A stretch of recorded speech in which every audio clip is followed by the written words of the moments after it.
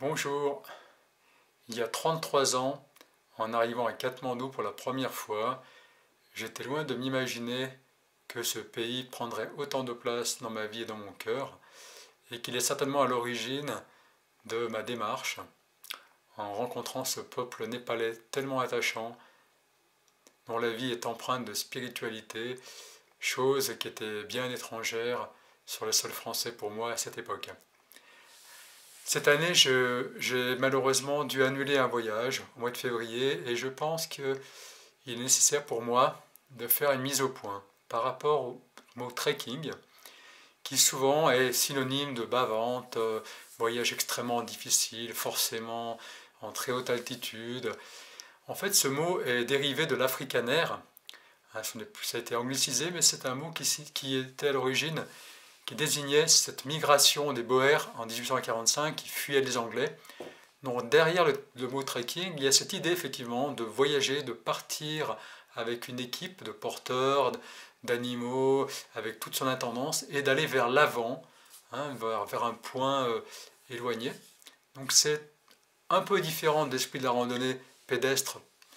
à proprement dite,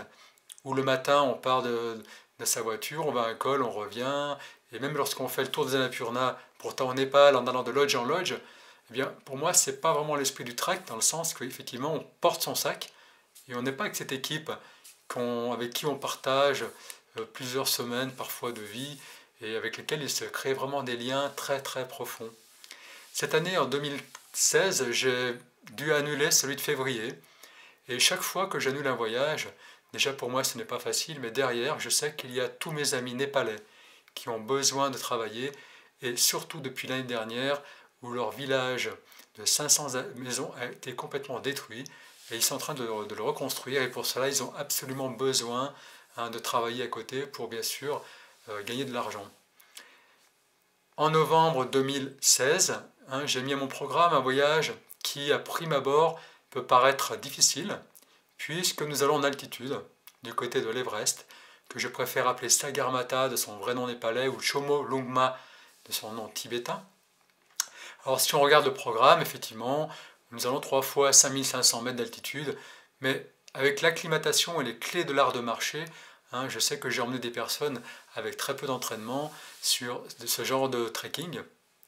Et je pense notamment à mon ami Lionel qui en 2006 est venu avec moi sur les hauts cols de l'Everest où il y avait 18 jours de marche.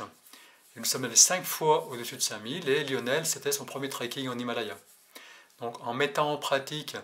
la façon de respirer, comment on monte, comment on descend, comment on sert des bâtons et surtout grâce à une acclimatation progressive à laquelle j'accorde beaucoup d'importance,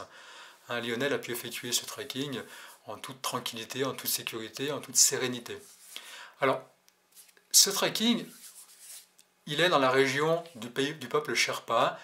un nom qui a été comme frigidaire pour le réfrigérateur, synonyme de porteur, bien sûr, parce qu'au début, ce sont eux, ce peuple-là, qui a porté en altitude grâce à la polyglobulie qu'ils ont et qui leur permet de faire des efforts importants en altitude. Mais maintenant, les Sherpas, ils sont plutôt chefs d'agence, chefs d'expédition, ils sont porteurs d'altitude, mais dans les trekking, nous avons souvent des animaux ou des porteurs qui sont d'autres ethnies. Alors de ce voyage, où je retourne avec plaisir, et bien effectivement il y a ces paysages qui sont là extraordinaires, parmi les plus beaux paysages de l'Himalaya,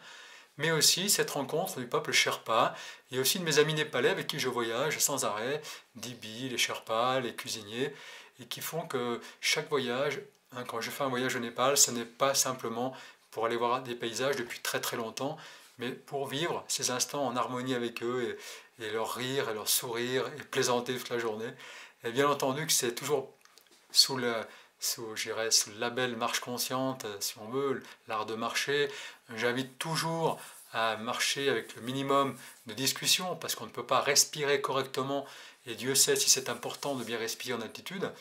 Mais bien entendu que, comme je parle népalais, je parle beaucoup avec les népalais, on plaisante beaucoup, et c'est toujours très convivial. Mais cet aspect pleine conscience, chemin de connaissance de soi, il est toujours très présent, surtout dans un pays comme le Népal, où chaque instant de la vie des Népalais est rythmé par la spiritualité. En partant de Lukla, un petit altiport situé à 2700 mètres d'altitude. Nous allons progressivement monter en altitude en faisant bien attention de respecter des paliers d'acclimatation. Nous allons dormir notamment dans la fameuse capitale du pays Sherpa, Namche Bazar, qui est un véritable bazar effectivement, puis progressivement prendre de l'altitude en passant à Tiangboche, ce monastère très connu, puis en contemplant au loin la fameuse montagne Lama Dablan, le médaillon de la mer, qui est considéré comme une des plus belles montagnes du monde. Puis doucement, nous montons vers Lobuche, le Kalapatar, ce point de vue extraordinaire d'où on contemple l'Everest, mais aussi le Nuptse, le Pumori. On redescend tranquillement vers Zongla, et là, à Zongla, nous repassons un col, le Chola Pass, à 5400 mètres d'altitude, avec des vues magnifiques de chaque côté, et nous redescendons tranquillement vers le lac de Gokyo, où le lendemain, nous gravissons sur un sentier le petit belvédère de Gokyo Peak à 5400 mètres aussi, où, si la météo est ensoleillée et le ciel bleu, nous pouvons contempler autour de nous sur 360 degrés 113 sommets de plus de 6000 mètres. Nous redescendons ensuite la vallée vers Phortse, Namche Bazar, retour à Lukla, retour à Katmandou, où là aussi nous allons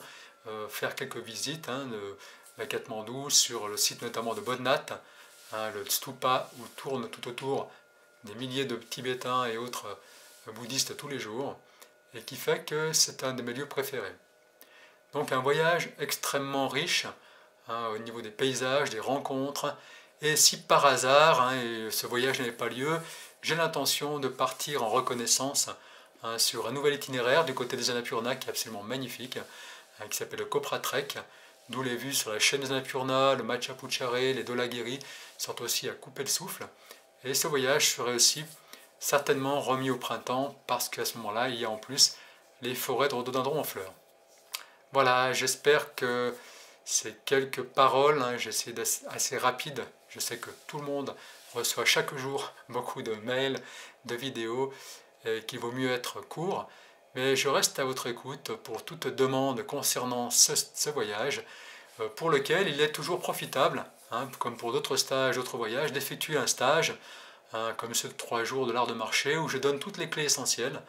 pour envisager sereinement n'importe quelle randonnée et n'importe quel trekking. Namasté et au plaisir de vous rencontrer.